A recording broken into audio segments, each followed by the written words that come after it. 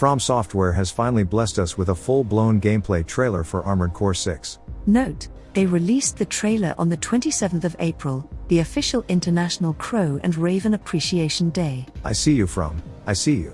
In any case, the footage we got looked absolutely incredible.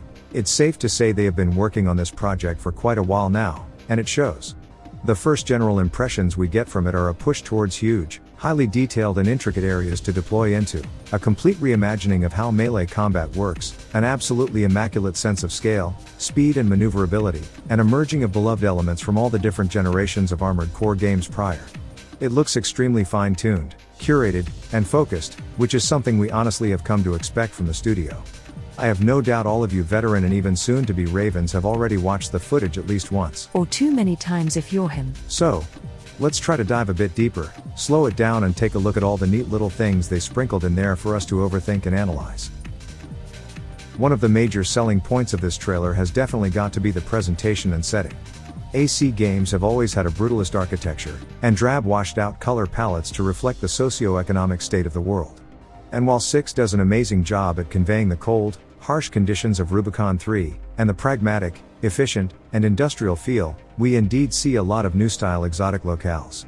Snow-covered valleys, mining operations, wind-shrouded megastructures, massive sandstorms. This is a great improvement over the frankly objectively monotonous topography we are used to traversing as mercenaries for hire, and it really makes me excited for what they have in store for us. Complementing the very inspired scenery and setting, comes the sense of place, speed, and scale. In the past, changes to the pacing, acceleration and way in which you effectively pilot your AC, would primarily be overhauled when there was a generational jump. More often than not, fans of the blistering speeds and twitch-based reflexes attainable in Gen 4, would not favor the slower pace of movement and combat in prior generations. And vice versa, it really was, and still is, a contentious topic of discussion. But AC6 is looking to fall somewhere between generations 3 and 5 when it comes to overall game speed. It will still retain the excellent tempo-based omnidirectional quick boosts from Gen 4, allowing Ravens to express their skill through the management of bursts of evasive or aggressive acceleration. Everything seems to be snappy, responsive but yet somehow still grounded, which is a very difficult balance to strike. Here's to hoping that balance can actually be achieved. Speaking of balance, defensive mechanisms are brought to the forefront in the showcase. Both enemy units and ACs are seen wielding their plating and back-mounted energy shields respectively. One major addition to the game's core mechanics is something akin to the Sekiro posture system, in the form of the so-called stagger.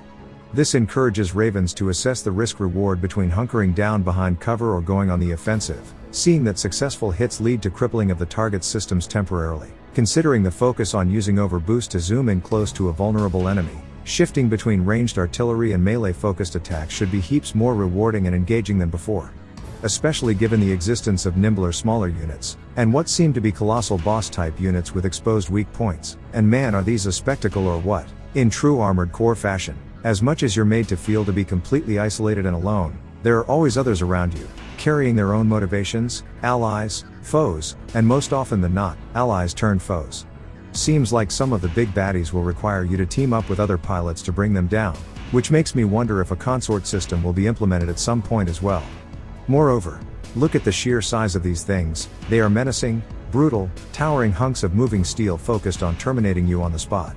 They seem to have taken the concept of arms forts to a whole new level here, and we love to see it.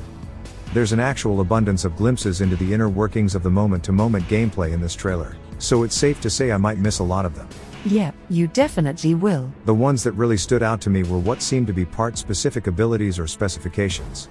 We can see how quad legs now have some sort of hover mode, that might increase your airtime and stability very significantly, turning you into a giant floating turret. Reverse joint legs might have a specific grapple animation or execute on stagger ability. Tank treads will allow you to become a battering ram against enemy units using brute force, and actually let you drift like a badass. In addition to this, it seems your AC can handle weapon swapping between back-mounted slots and regular hand slots, which can prove amazing for certain types of loadouts. This also synergizes well with the push for a wider, more varied, in function and style selection of melee weapon parts, like this crazy energy whip. Finally, something very similar to a primal armor burst can be seen going off too. This might work like an EMP, a nuke, who knows. It looks very cool though, and it leads me to believe in the possibility of core part-based weapons making return, Like the orbits from the old days. Regardless of their inclusion or not, we finally have a definitive release date for the game. It'll be available to play on the 25th of August this year, which is actually quite sooner than I expected given the long radio silence we had for such a long time. He may or may not have instantly acquired the game's deluxe edition. Shut up, it's for research purposes only. Also shut up and take my money from software. That's going to be it for this overview. Let us know in the comments section of any cool things we might have missed in the trailer, and make sure to share your thoughts on Armored Core 6 so far. Silver Glint signing off.